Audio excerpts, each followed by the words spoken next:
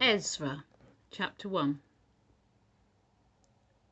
In the first year of Cyrus, king of Persia, in order to fulfill the word of the Lord spoken by Jeremiah, the Lord moved the heart of Cyrus, king of Persia, to make a proclamation throughout his realm, and also to put it in writing. This is what Cyrus, king of Persia, says. The Lord, the God of heaven, has given me all the kingdoms of the earth, and he has appointed me to build a temple for him at Jerusalem in Judah. Any of his people among you may go up to Jerusalem in Judah and build the temple of the Lord, the God of Israel, the God who is in Jerusalem, and may their God be with them. And in any locality where survivors may now be living, the people are to provide them with silver and gold, with goods and livestock, and with freewill offerings for the temple of God in Jerusalem. Then the family heads of Judah and Benjamin, and the priests and Levites, everyone whose heart God had moved, prepared to go up and build the house of the Lord in Jerusalem. All their neighbours assisted them with articles of silver and gold, with goods and livestock, and with valuable gifts in addition to all the freewill offerings. Moreover, King Cyrus brought out the articles belonging to the temple of the Lord, which Nebuchadnezzar had carried away from Jerusalem, and had placed in the temple of his God. Cyrus, king of Persia, had them brought by Mithridates, the treasurer, who counted them out to Sheshbazzar, the prince of Judah. This was the inventory. Gold dishes 30, silver dishes 1,000, silver pans 29, gold bowls 30, matching silver bowls 410, other articles 1,000. In all there were 5,400 articles of gold and of silver. Sheshbazzar brought all these along with the exiles when they came up from Babylon to Jerusalem. Chapter 2. Now these are the people of the province who came up from the captivity of the exiles, whom Nebuchadnezzar king of Babylon had taken captive to Babylon. They returned to Jerusalem and Judah, each to their own town, in company with Zerubbabel, Joshua, Nehemiah, Seraiah, Reelaiah, Mordecai, Bilshan, Mizpah, Bigvai, Rehum, and Baanah. The list of the men of the people of Israel. The descendants of Parosh, 2,172. Of Shephatiah, 372. Of Ara, 775. Of Pahath Moab, through the line of Jeshua and Joab, 2,812. Of Elam, 1,254. Of Zattu, 945. Of Zakkai, 760. Of Bani, 642. Of Babai, 623. Of Azgad, 1,222. Of Adonikam, 666. Of Bigvai, 2,056. Of Adin, 454. Of Ater, through Hezekiah, 98. Of Bezai, 323. Of Jorah, 112. Of Hasham, 223. Of Gibbar, 95. The men of Bethlehem, 123. Of Netophath, 56. Of Anathoth, 128. Of Asmaveth, 42. Of Kiriath Jearim, Kephirah, and Beeroth, 743. Of Ramah and Geba, 621. Of Michmash, 122. Of Bethel and Ai, 223. Of Nebo, 52. Of Magbish, 156. Of the other Elam, 1,254. Of Harim, 320. Of Lod, Hadid, and Ono, 725. Of Jericho, 345. Of Senah, 3,630. The descendants of Jediah through the family of Jeshua, 973. Of Immer, 1,052. Of Pashur, 1,247. Of Harim, 1,017. The Levites, the descendants of Jeshua and Kadmiel of the line of Hodaviah, 74. The musicians, the descendants of Asaph, 128. The gatekeepers of the temple, the descendants of Shallum, Ater, Taman, Akub, Hatita, and Shobai, 139.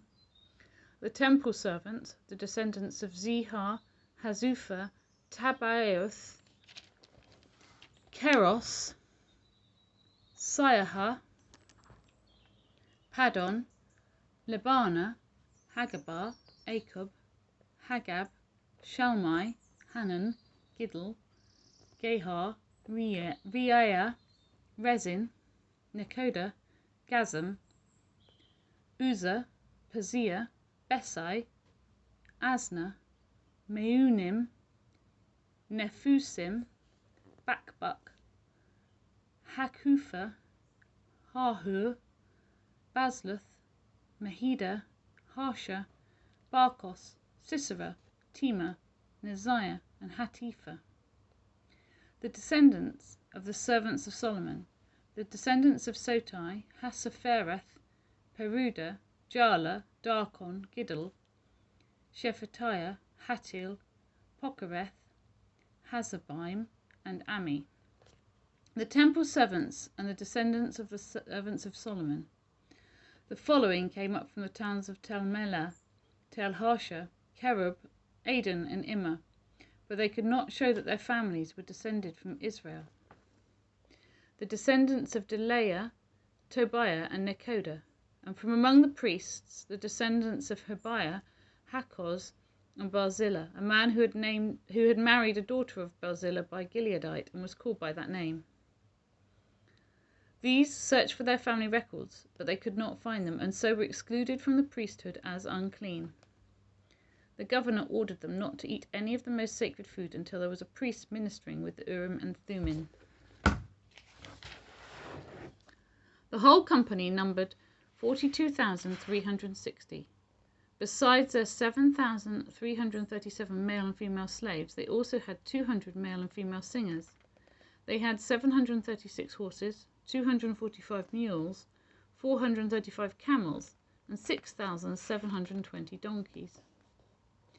When they arrived at the house of the Lord in Jerusalem, some of the heads of the families gave free will offerings towards the rebuilding of the house of God on its site.